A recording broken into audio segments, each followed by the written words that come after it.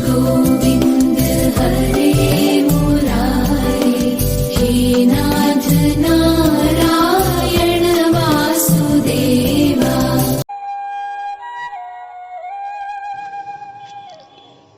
ओम नमो भगवते वासुदेवाय।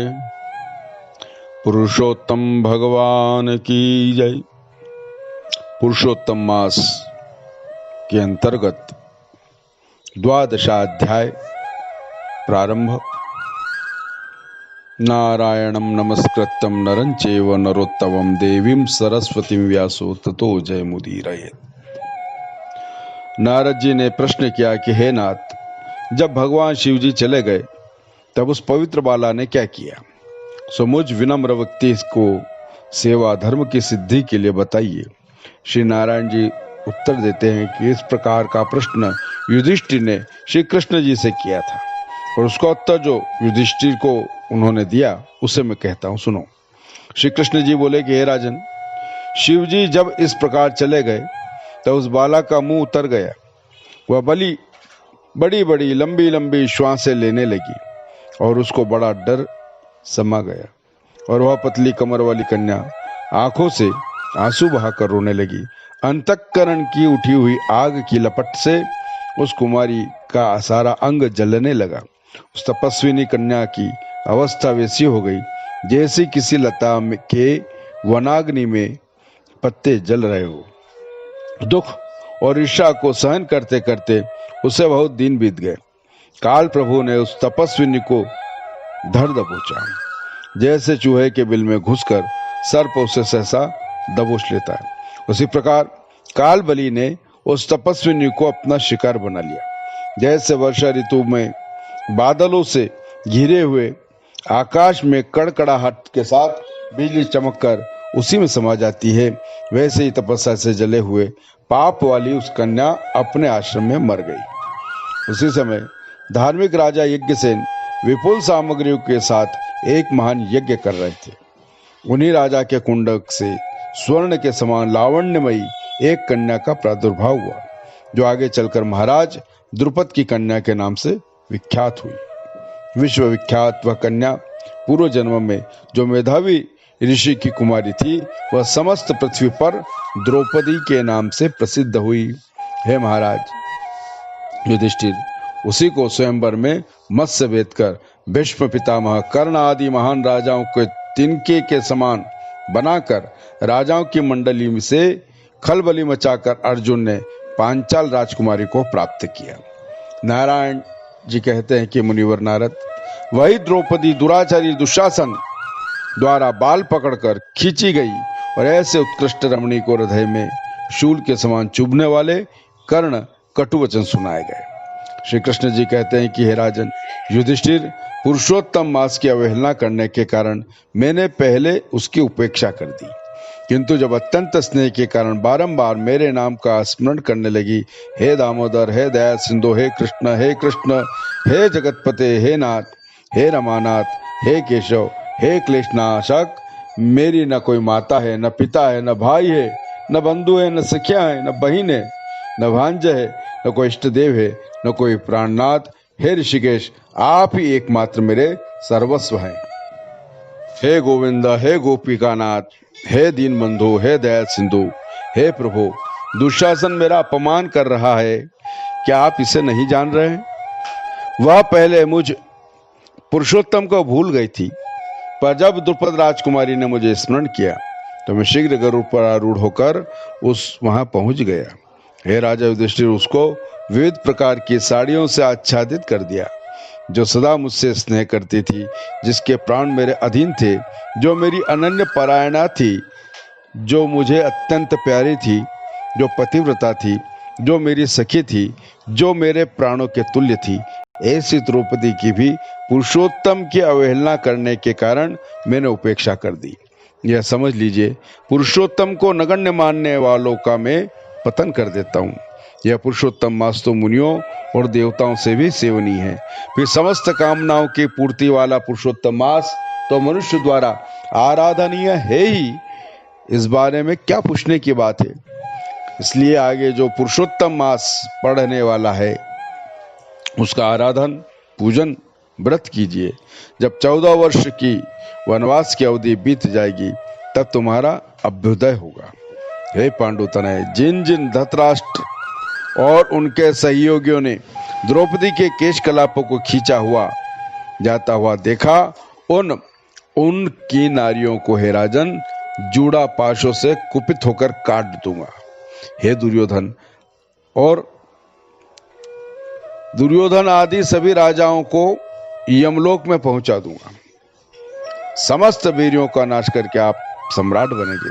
मुझे न तो क्षीर सागर सुता लक्ष्मी प्रिय है, न तो भाई बलराम प्रिय है, न माता देवकी प्रिय है, न प्रद्युम्न प्रिय है, न सात्विकी प्रिय है। जितना मुझे अपने भक्त प्रिय हैं उतना मुझे कोई भी प्रिय नहीं है। जिसने मेरे भक्तों को सताया उन्हें मैं सर्वदा पीड़ित करता हूं। हे पांडुनंदन, उसके समान मेरा कोई दूसरा शत्रु नहीं है। उसके दंड देने का फल वाले यमराज है, क्योंकि ऐसे दंडनीय अपराधी व्यक्ति की ओर आंख उठाकर भी मैं देखना नहीं चाहता। श्री नारायण बोले कि मधुदैत्य के वध करता भगवान श्री कृष्ण द्रौपदी और 5 पांडवों को सांत्वना देकर कुशस्थली द्वारका जाने की इच्छा करने लगे।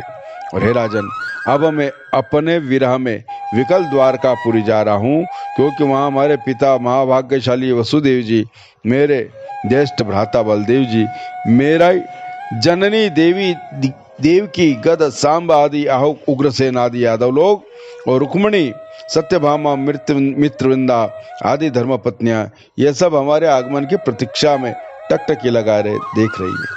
मेरे दर्शन की उत्कंठा से मेरे ऊपर ही उनके चित्त लगे हुए। श्री नारायण जी कहते हैं कि देवादिदेव श्री कृष्ण की यह बात सुनकर और उनके जाने का अभिप्राय समझकर 5 पांडव और उन किसी प्रकार अपने को संभालते हुए गदगद कंठ से कहने लगे कि हे जनार्दन, जिस प्रकार जलचर प्राणियों का जल ही जीवन है, उसी प्रकार आप ही हम लोगों के लिए एकमात्र जीवन है। आप जा रहे हो तो जाइए, परंतु थोड़े ही दिनों में हम लोगों को आपका दर्शन हो। पांडवों के नाथ एकमात्र श्री कृष्ण ही है और तीनों लोकों में दूसरा कोई नहीं है। इस प्रकार सब लोग मुंह पर कहते, इसलिए हम लोगों की सदा रक्षा करते रहे। हे जगदीश्वर, भले हैं बुरे हैं, हम लोग आपके ही हैं, इस बात को भूलिएगा नहीं। हमारे चित्त रूपी भोरों का जीवन आपके कमल रूपी चरणों के अधीन है। आप ही हमारे जीवन आधार है, इसलिए बार बार हमारी प्रार्थना है। इस तरह 5 पांडवों ने बारंबार कहते हुए उनके पीछे चलने लगे। तब यदुकुल श्रेष्ठ श्री कृष्ण उनको समझा बुझा कर लौटा दिया और उनके प्रेम में मग्न होकर धीरे धीरे रथ पर बैठ गए और द्वारकापुरी की ओर रवाना हुए। श्री नारायण जी बोले कि भगवान द्वारकानाथ के द्वारकापुरी जाने के बाद राजा युधिष्ठिर अपने छोटे भाइयों के साथ व्रत नियम तप करते हुए तीर्थ यात्रा करने लगे। हे ब्रह्मपुत्र नारद, भगवान के प्रिय पुरुषोत्तम मास में चित्त लगाकर विश्वक्सेन श्री कृष्ण जी की बात की सुधि करके अपने छोटे भाइयों तथा कृष्णा द्रौपदी से युधिष्ठिर कहने लगे, आहा, हमने पुरुषोत्तम मास का कितना उच्च महात्मा सुना। इस प्रकार पुरुषोत्तम की आराधना के बिना मानवों को किस प्रकार सुख मिल सकता है। इस भारतवर्ष में वही व्यक्ति धन्य है, वही पूजनीय है, वही श्रेष्ठ है जो वेद विधानों के साथ पुरुषोत्तम भगवान की पूजन करते हैं। इस तरह समस्त तीर्थों की यात्रा करते करते पुरुषोत्तम मास आ गया और 5 पांडवों ने विधि विधान के साथ पुरुषोत्तम मास का व्रत किया। पुरुषोत्तम मास के बीत जाने पर उनके 14 वर्ष के वनवास की अवधि समाप्त हो गई। हे नारद, भगवान श्री कृष्ण की कृपा से उन्हें अतुल निष्कंटक भारतवर्ष का राज्य मिला। पूर्व काल में सूर्यवंश में उत्पन्न राजा दृढ़धनवा पुरुषोत्तम मास की आराधना करके विपुल लक्ष्मी, पुत्र पौत्र, सुख और अनेक प्रकार के भोगों को भोगकर भगवान के उस गोलोक धाम में गए जो योगियों को भी दुर्लभ है। हे मुनिराज नारद जी, इस पुरुषोत्तम मास के अतुल महात्मा का वर्णन करने में करोड़ों कल्प तक समय भी मिलने पर मैं समर्थ नहीं हूं कि उसका वर्णन कर सकूं। सूत जी कहते हैं कि मुनीश्वरों, यद्यपि महर्षि कृष्णदेव पायन व्यास जी से मैंने पुरुषोत्तम मास का महात्मा सुना, तो भी वर्णन करने में असमर्थ हूँ। इस पुरुषोत्तम मास के संपूर्ण महात्मा की या तो स्वयं नारायण ही जानते हैं अथवा वैकुंठ धाम में निवास करने वाले श्री हरि भगवान। ब्रह्मादि देवता वो लोग नाथ श्री कृष्ण के सिंहासन को नमस्कार करते हैं, फिर भी वे पुरुषोत्तम मास के महात्मा को नहीं जानते, तो फिर मनुष्य कैसे जान सकता है। इस प्रकार बृहदनारदी पुराण के अंतर्गत पुरुषोत्तम मास महात्मा में वर्णित नारायण नारद संवाद के रूप में पुरुषोत्तम व्रत उपदेश के नाम से यह 12 अध्याय श्री कृष्णार्पणमस्तु। श्री द्वारकाधीशाय प्रणमस्तु।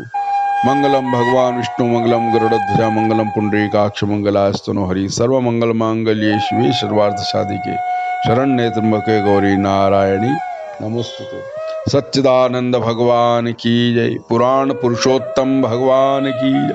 ओम नमः पार्वती पते।